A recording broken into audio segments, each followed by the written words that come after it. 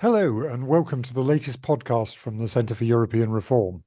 I'm Ian Bond, the CER's Deputy Director, and I'm joined today by Armida van Rij, the CER's Senior Research Fellow focusing on security and defence, and Dr. Michael Richter, UK Country Director for the Hans Seidel Foundation.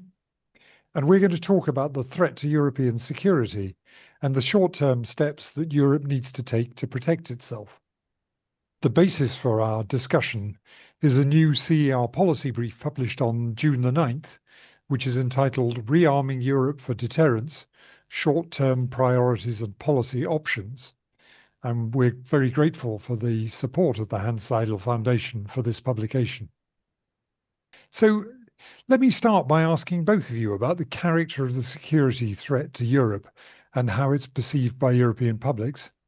Armida, if I can start with you. You're based in the UK, but you're a Dutch-Italian dual national, and you have strong ties to Brussels as well. Would you find the same threat perceptions across these different parts of Europe? And would people have accurate threat perceptions? So I think there's different axes in Europe where there's different threat perceptions. So we've got a north-south axis, and then we've got an east-west axis. And generally, with a couple of exceptions like Hungary, the closer you get to Russia, the more the threat from Russia is felt. In the south, populations are more concerned about Israel's ongoing war on Gaza, and governments tend to be more concerned about irregular immigration and terrorism, which are all very legitimate perceptions and concerns, of course. But what I think is sometimes missing from public understanding among populations in countries further away from the front line with Russia is that security in Europe is really supranational. And what I mean by that is that one state's insecurity affects all of its European neighbors. And we already see this with Russia's war on Ukraine today. And if we think about some of Russia's actions, most European countries in Europe are already subject to Russian gray zone warfare, by which we mean cyber operations, information operations, sabotage of critical infrastructure, and all such actions. And this is only likely to intensify over the coming years.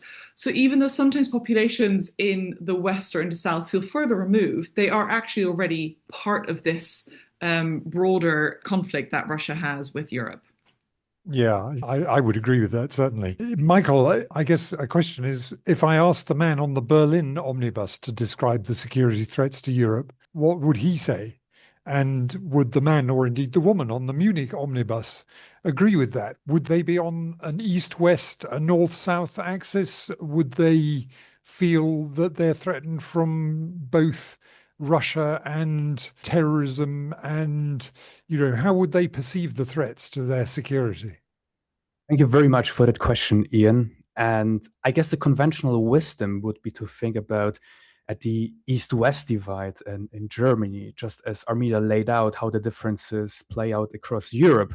One would think, okay, we very often talk about the differences between West and the East, and Germany is a fascinating natural experiment, how two parts of the country got divided and you had entirely different political economy systems that played out over decades. And in terms of socioeconomic value poles, you name it, there are differences. However, and this is the interesting thing, because you mentioned Berlin, and Berlin was, so to say, in terms of cities, the main example of a divided city has two parts, West Berlin, East Berlin, and one would argue the conventional wisdom would be depending on which bus and which route you take, even within Berlin, you would see differences.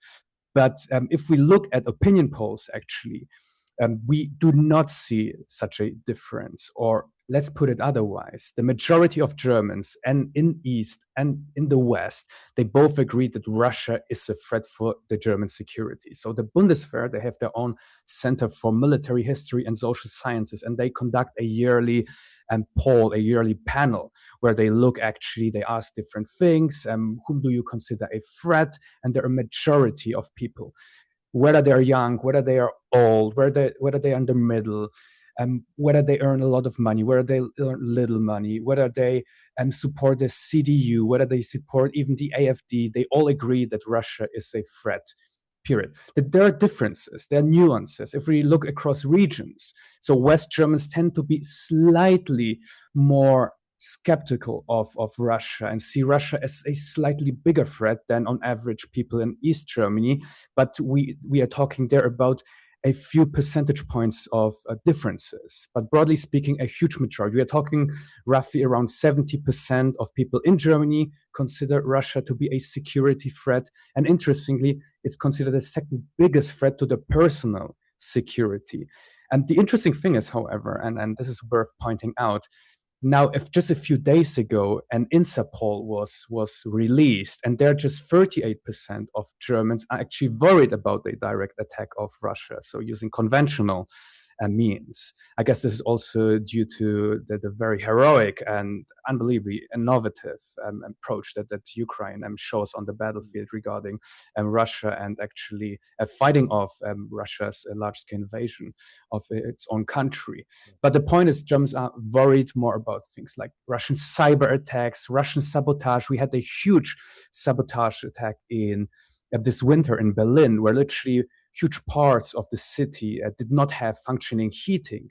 And so this shows that the country is vulnerable. There's huge awareness of this vulnerability. So, and this is something that a person in Berlin in the omnibus and in Munich on the omnibus would actually feel.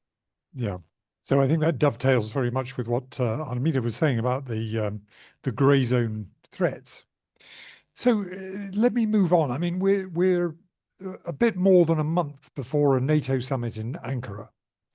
And for the last 80 years, European countries have relied on the US to deter any attack on Europe. Tens, even hundreds of thousands of US personnel have been stationed in Germany at various times. Their numbers fell sharply after the Cold War, but they started to rise again as Russia became increasingly aggressive.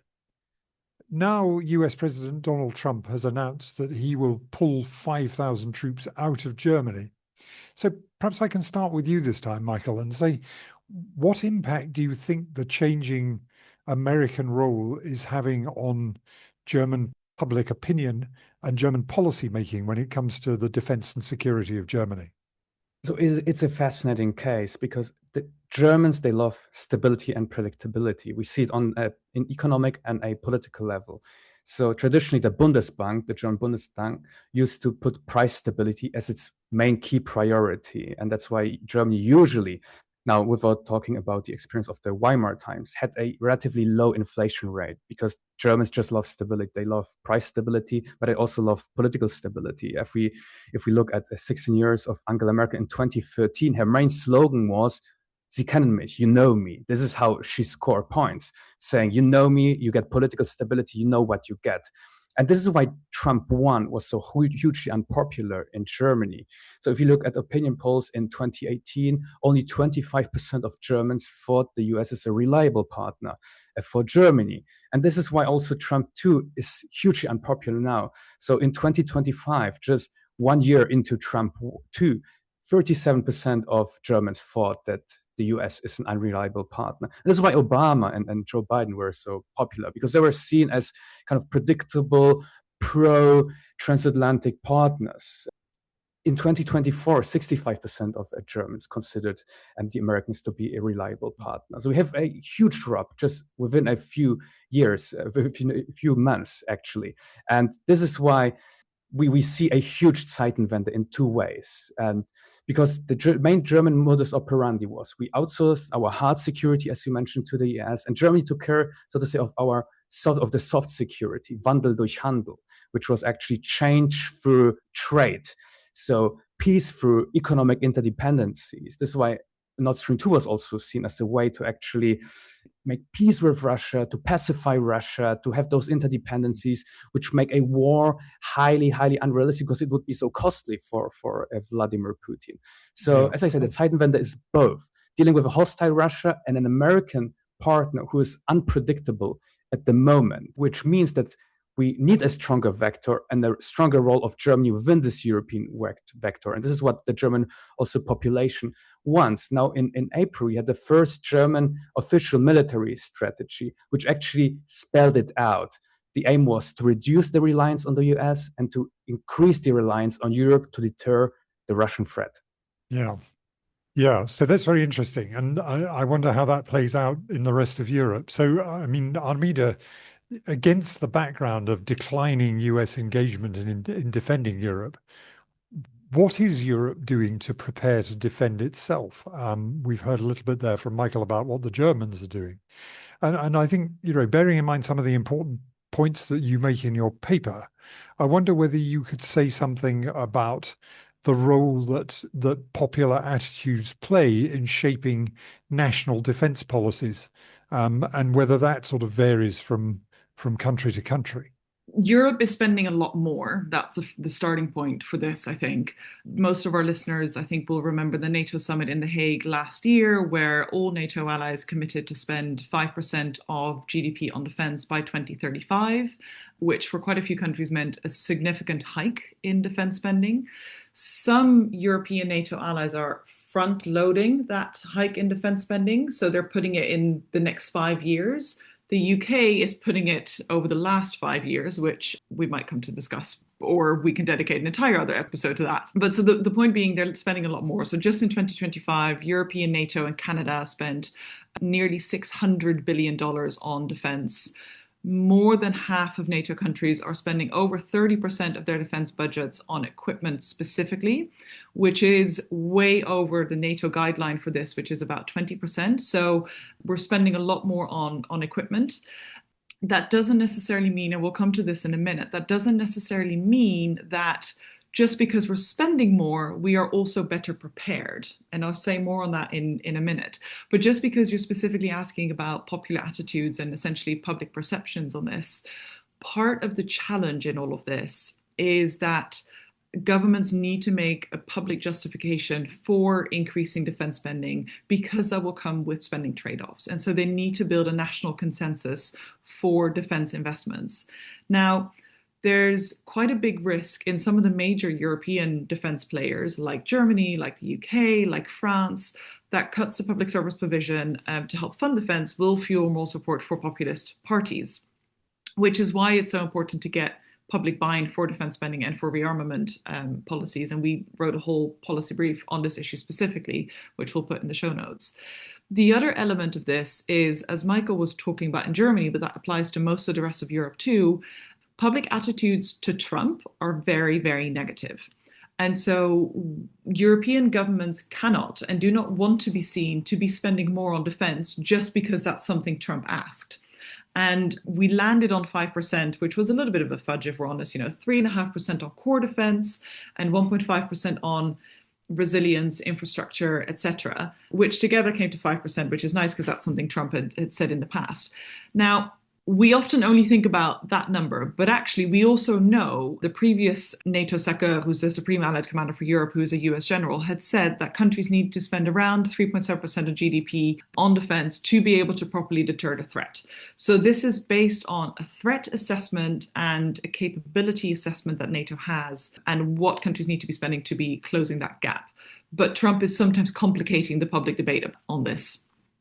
I mean, we could talk endlessly about the UK's rather overstretched budget, but do you think we sort of have to accept that our budgetary position means that our defences have to be weaker than they should be?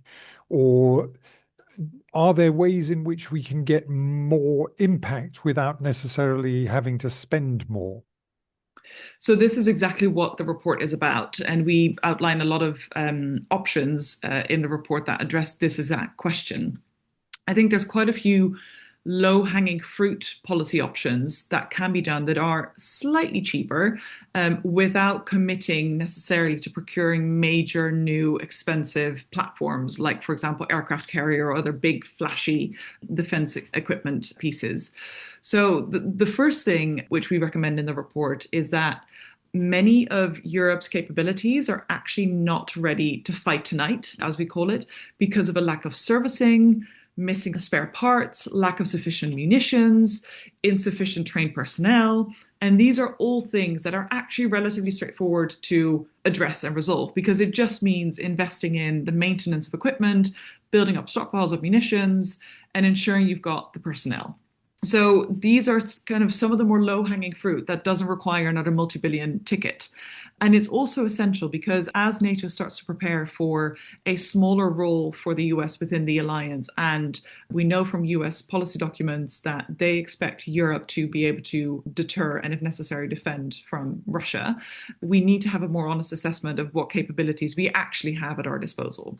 The second thing, which I'll just highlight briefly, is that within Europe, we need to switch to, or rather from exquisite, very expensive equipment to good enough equipment that is cheaper to produce and easier to learn to use. Whereas for decades, we have focused on quality, i.e. very expensive for the most part, rather than having quantity. And one of the lessons from Ukraine is that actually having quantity is almost more important, really. And then finally, the third thing that I'd highlight is using software and more modular forms of equipment that can be adapted as we go to update equipment over time, rather than constantly having to buy new kit. And this, again, is one of the key lessons from Ukraine, where Ukraine has used software in all sorts of creative ways, whether that is to ensure different weapon systems are interoperable or helping them to improve targeting through things, munitions that don't quite fit right on their launcher. So those are just three ways in which actually it's cheaper and we don't have to compromise on the quality of our defense, but we don't have to spend lots necessarily too. Yeah. So there are value for money solutions. Yes. So, Michael, I mean, Germany is one of the few countries that does have the fiscal headroom to spend quite a lot on defense and is indeed increasing its defense spending quite rapidly. I guess there's a question there which relates to what Armida has just been saying about the ways in which you can get more bang for fewer euros, which is Germany getting value for money from this bigger budget?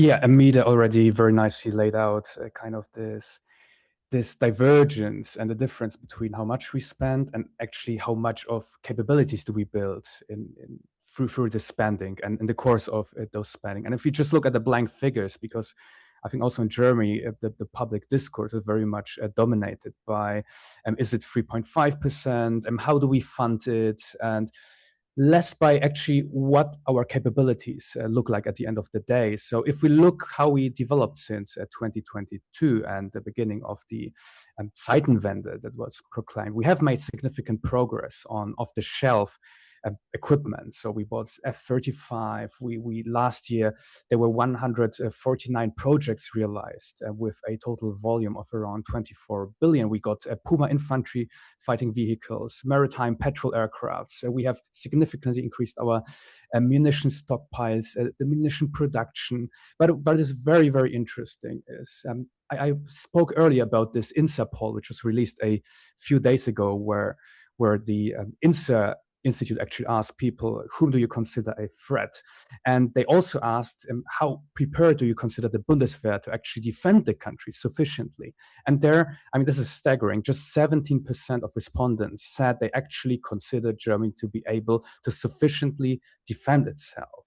So I guess this speaks this says quite a huge deal about the public perception of it. We have to say, things take time, especially in military procurement and military capability development, considering how much we were lagging behind and addressing decades of underinvestment. It's very difficult to completely turn the tide within just a few years. But the truth is, we just have a few years until the Russians might test us conventionally. So that being said, there are still institutional and bureaucratic obstacles in place which have not been fully addressed. There were first reforms which also slowed down the speed of actually bringing the kit that is being procured to the troops. And then we have the issue of infrastructure. In 2022, there was an assessment which took actually, it was a stock-taking exercise to see where is our infrastructure. Germany is a central logistical hub, not just for itself, not just for Europe, but for the whole NATO alliance. And it's actually found, this assessment, that 23% of German rail track and nearly half of signal infrastructure were in poor condition. This is an issue in Germany.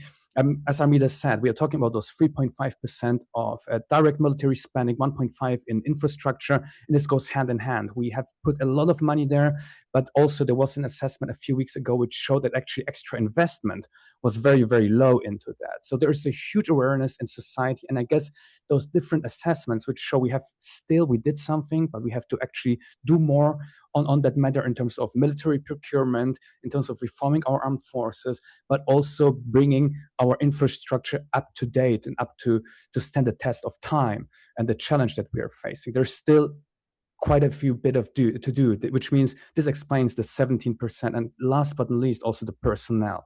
We are talking now about 260,000 active soldiers, but 2035. But we ask ourselves the question, how do we get it? Because most experts say, by the way, we reformed our and now we call it voluntary military conscription service. It is not sufficient. It will not be sufficient. But politicians, and they address it a bit like with a hot potato. No one wants to actually reform it fully. They still believe by just thinking about incentives, direct incentives, we can solve this issue. But most experts say, no, it will not be solved. We will have to actually, earlier or later, have a normal or fully fledged conscription model being in place. So those are kind of the levers that are still there, which lead to the fact that just 70% of Germans really believe that what we have invested so far is enough in terms of capabilities to have a sufficiently high level of deterrence against the Russian threat. Armida, I'll come back to the personnel point in just a moment, but I want to look at the industrial points in your paper, which is about the trade-off between the speed at which Europe rearms and the extent to which it becomes less dependent on the US and instead develops its own defense industrial ecosystem.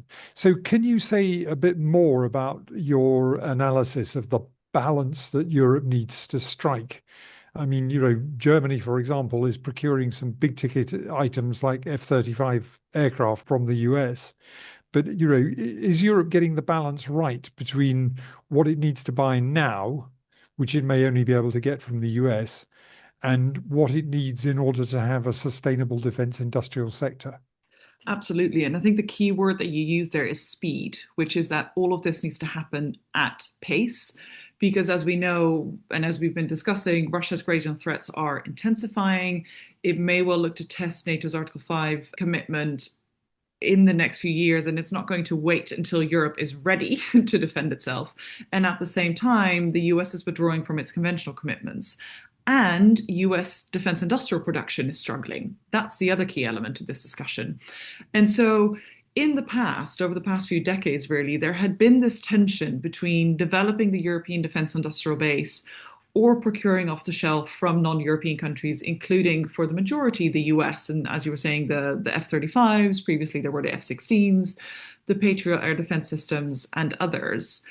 Now, the reality is that today, with the hike in defense spending that we're seeing across most of Europe, Europe can do both. And there isn't this trade-off anymore, this tension between having to choose either or. It can build the European defense industrial base, which takes time and is expensive. And it can also, at the same time, procure off the shelf from non-European countries. So the way the report discusses it is essentially where European production capacity already exists or can be scaled up quickly, because that's the other key dimension, like for ammunition, drones, particular air defense systems, we should be buying European. For other requirements where the production shortfall doesn't exist, or is too large, or just the production doesn't exist, or it's too expensive to fill this quickly, equipment can be procured from non-European allies. If we look, for example, at Poland and its very strong defense cooperation with South Korea, they have been able to receive a whole range of weapon deliveries just within a few years. And that's the kind of thing that we should be thinking about as well. And just to come back to this point about speed again and reliance on the US and Israeli war on Iran has depleted a huge number of US stocks, whether that is Tomahawk missiles, Patriot defense systems, etc. And that is going to take a lot of time to replenish. We know that US defense industrial capacity is struggling. So we won't be able to get some of those key bits of equipment immediately because the US will prioritize resupplying its own stocks, understandable, and its allies in other regions. And so we need to think more creatively about where else we can get those or similar pieces of equipment that do the same thing, that fill the same capability gap, but from somewhere else. Yeah, no, I think that's a very good point. So just to move on to the personnel question, Michael mentioned there the issues over recruitment, conscription, not conscription, volunteers, and so on. Do you cover this question about the kind of people that we need as part of our military in the future? The Trump administration seems to have decided that only physically impressive men can really be trusted to defend America. Whereas I've just come back from Kiev, and one of the lessons there seems to be that Ukraine is defending itself using all shapes and sizes, men, women, nerds, athletes. So do European governments also need to think more creatively about the kind of people that they recruit, the kind of skills that they need to protect national security, and how, in general, they can use the whole of society to defend itself, to defend the nation? The way the US is thinking about this is frankly just a very backward way of thinking about it. And it's setting us back decades in terms of thinking really through the skills that are needed to wage modern warfare. And they will find out the hard way in their own time. But essentially, I tend to think of it as that we need three different groups of people for deterrence. The first is those who are in the military who contribute to hard deterrence. So those can be your soldiers, your officers, your fighter jet pilots, and others. Then you've got those who work for the defense industry in R&D or in manufacturing. And then the third group is obviously the rest of society, i.e. all of us. Now, for the first group, because what you were alluding to there is essentially asking, who do you need to defend your country? And you gave the example of Ukraine there. And in the report, I make the recommendation that actually we should be reviewing armed forces physical entry requirements so that people with the right skills for modern warfare are not screened out. Because a major aspect of waging modern war revolves around cyber operations, drone operations, electronic warfare, logistics management, data analysis, all those kinds of other issues that you don't necessarily need someone who can lift a 50-kilo backpack or run with a 50-kilo backpack for 10K. You need IT skills, for example. You need a whole set of other types of skills. And at the moment, all of these people are being screened out because of the stringent physical entry requirements. And that misses out on a whole set of people who could be contributing to deterrence. We talk about the second group of people, so defense industry in the report. So I will leave that as a little teaser for all of our listeners to go read the report. But I just want to talk a little bit about the third group, which is all of society as well. And as you say, I think here, European governments need to think much more creatively about national security and how people can contribute to national security efforts alongside their day jobs and while they just go about their daily lives. And if we think about, I guess, the threat to Europe at the moment and over the next few years, for most of Europe, not all, not so much in the Baltics and Svalbard and some other parts, but for most of Europe, that is that of Russian gray zone operations, which we've discussed previously. And so what we should be doing is training people to identify fake news and think critically about what they see online, report suspicious drone activity or packages that lie in places where they shouldn't be, particularly around critical infrastructure, improving, really thinking much more carefully about cyber defenses in the workplace, sure, but also at home, on our mobile phones, on our laptops, on our smart TVs, on our smart thermometers, and all those other things. And so if we think about whole of society contributing to national security and convey that in a compelling messaging, that then also allows governments to tap into the large segments of the European population who would support war efforts, according to polling, but not in combat roles. I think that's very important. And I think just drawing on what I saw in Ukraine, that applies to a country which is at war. You've got a lot of people who are involved in the war effort, but who do not want to be in a trench somewhere on the front line. And the question is, how can you make best use of what skills and abilities they have? So, Michael, let me ask you finally about the sort of the comparison between Germany and the UK and the political discourse about defense in Germany and how that compares with debates in the UK. And perhaps you can tell us, why did the Hans Seidel Foundation decide to fund this policy brief, and how do you think it will resonate with audiences in Germany or in other parts of Europe? Yeah, we very much believe that it will resonate. And that is actually the reason we are doing it together, because we think that we really complement each other institutionally and geographically. And I guess it is not only true to the report we now have, but it's also the whole spirit of the work we are doing together, which is bringing various people from different backgrounds and geographies together to see what works where and why, and to learn from each other as to make things work as quickly as possible and as good as possible. And now to the relevance, because I think in Germany, we are currently asking ourselves the question of what other countries are actually doing better and how are they doing it better. We ask ourselves, why are Swiss trains on time? Why is high-speed internet coverage so much better in France? And why Estonia manages to be so digitized, you name it, on many different levels. And this happens in a situation where we face the monumental tasks at the moment of taking care of our defense together with our European partners. And Germans are actually very keen to see what works where and how we can speed things up.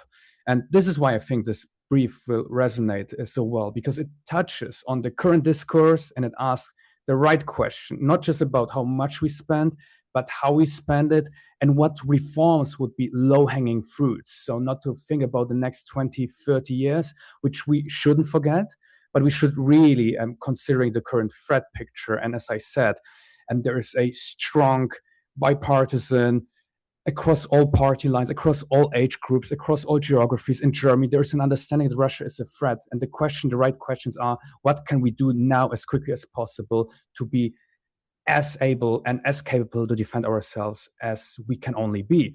And I'm sure this is true for other European countries, because at the end of the day, I think we are all in the same boat, and our strength lies in our unity in European diversity. And this is true for the project level, just as is true for the strategic European level. And we see now how the whole debate has shifted also in the UK. And the question is not whether we work with Europe, but how we work with Europe and what can we learn from Europe as well as what can we learn from the Brits. So I guess it's a two-way or multi-way learning exercise for all Europeans. Well, that's a very good note on which to end. That's all we've got time for. I do encourage you to read the policy brief, Rearming Europe for Deterrence, Short-Term Priorities and Policy Options. I'm very grateful to both of you for your time today. Thank you very much to our audience for listening to this podcast from the Centre for European Reform. If you've enjoyed it, please subscribe to the series on your preferred podcast platform, and I hope leave us a good review. Thank you very much, and goodbye.